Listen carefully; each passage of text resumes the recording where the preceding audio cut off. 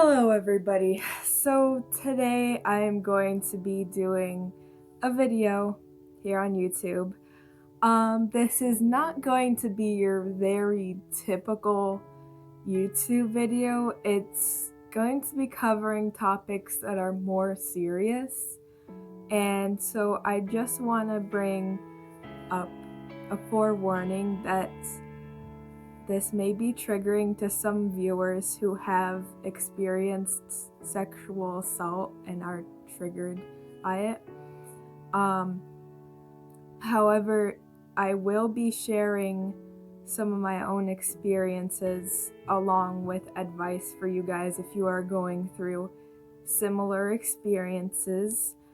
And first things first, we're gonna start with talking about why I called this the hashtag #MeToo, because it's all about raising awareness for sexual assault, and a lot of people have come out and used the hashtag #MeToo movement as a way of opening up about their own personal experiences. I'm gonna be personal with you guys. The fact that filming this video really has taken a lot out of me, so I don't know whoever's gonna watch this later, but this is definitely a very big step for me to speak out. But I'm not only doing this for my own benefit, but I'm also doing this in the hopes that others can know that they too are not alone, and that if they are going through something similar like this, they can have a voice and they'll know what to do about it. So if you or a loved one is going through something similar, just know there are support systems for you. There's therapists, there's sexual assault hotlines, and there's so much more services that can support you with the help that you need. And just remember that you are not alone. And because you are a victim, it's never the victim's fault. You might feel guilt about what you've been through, but you should know that even if you feel guilt, you are not the one who is at fault. Rather, it is the person who has put you through this and is committing these acts upon you. That is the person who is being held responsible, or at least should be held responsible. So, without further ado, I will share my own experience. Okay. Ever since my sister started dating this guy a couple years ago, he would always send me random messages like, "Hey, how are you?" But they started out small, and eventually he would send me weird messages, but back then I didn't think much of it. I just thought he was kind of a weird guy. But now looking back after what happened, I can see that some of these messages that he was sending me, those were some major red flags. Now, yes, there were police involved in what happened with me, but of course, it didn't end up going through to court because they said there wasn't enough physical evidence or anything like that, because they were so backed up with so many other court cases that they just felt it was less important, which is extremely frustrating, especially for someone who's constantly dealing with trauma every single day and night.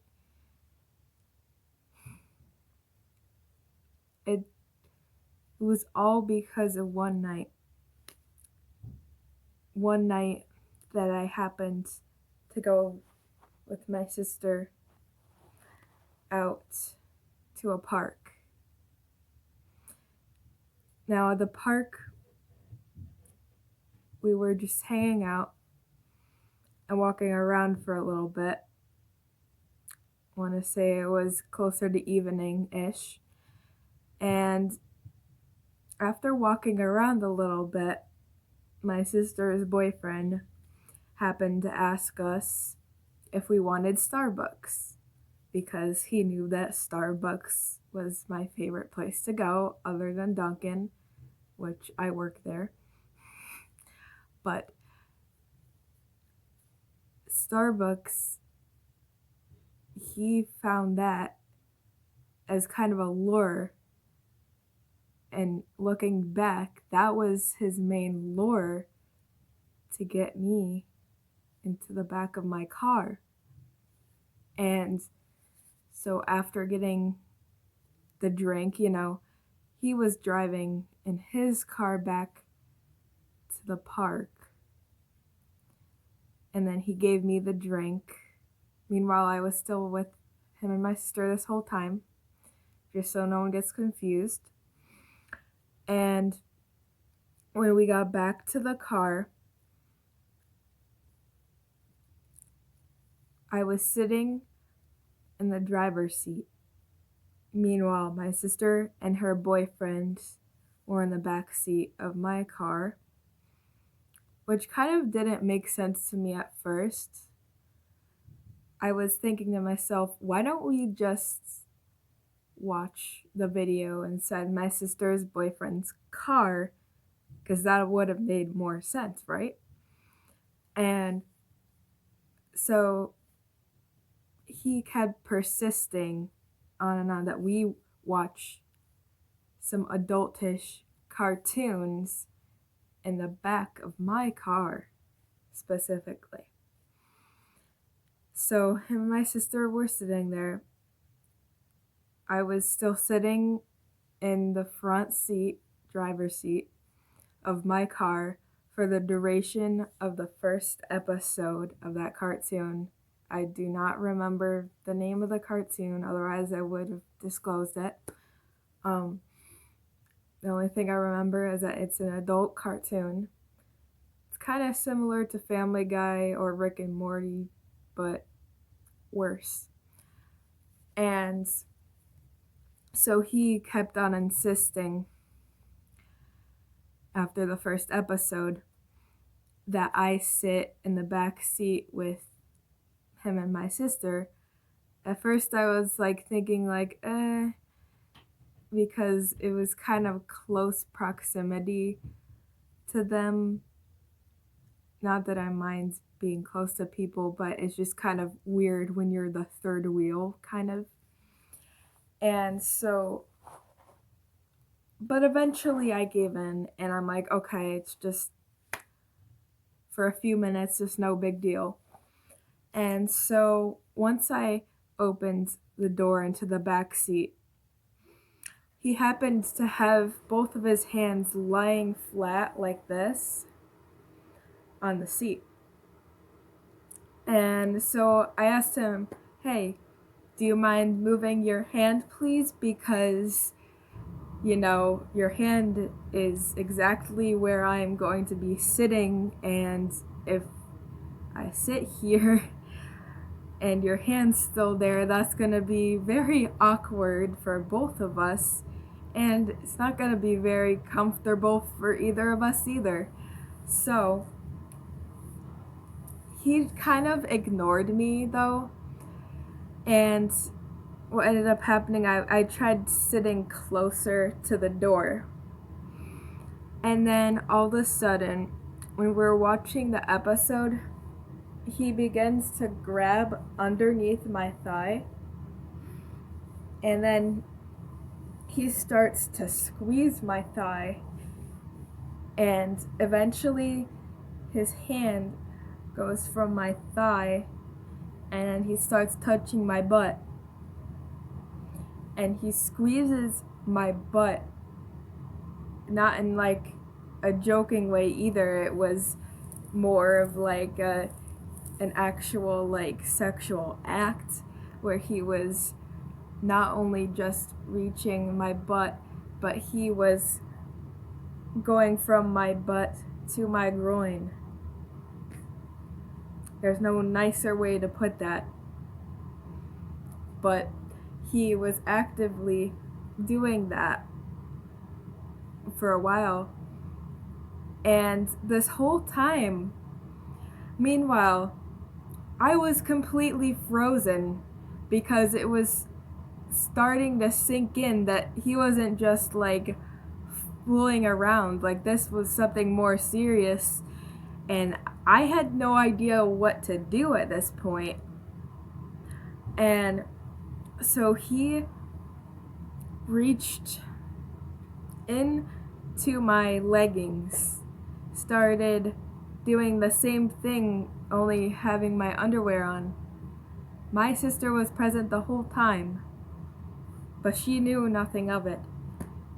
And he was touching me from inside there. And while he was doing that, he was tugging onto my shirt, onto my breast, and kept pulling it towards his chest. And I kept trying to move away, but his pull kept going stronger and stronger. It was intensifying. And eventually, he was trying to get inside my underwear. And that's exactly when I sprung up. And I told him to stop. Like, I was uncomfortable, and I knew what he was doing was wrong and was completely inappropriate. And I knew that I needed to get out of my car. And the only thing I wanted to do was just go home at that point. Plus, I had school the next day anyways. And so as soon as I was about to get out of the car, he's like, "Oh, wait. Why'd you leave? I thought you liked what I was doing." So vile. Keep in mind, he was 22 at this time. And this was a month before I turned 18. I was 17. I was still a minor. And that's the part that is just shocking and disturbing. But after that, my sister and her boyfriend proceeded to go back to her boyfriend's car. And after they went to their car, I was about to go back to my house, when all of a sudden my sister's boyfriend comes out of his car and he comes back to me.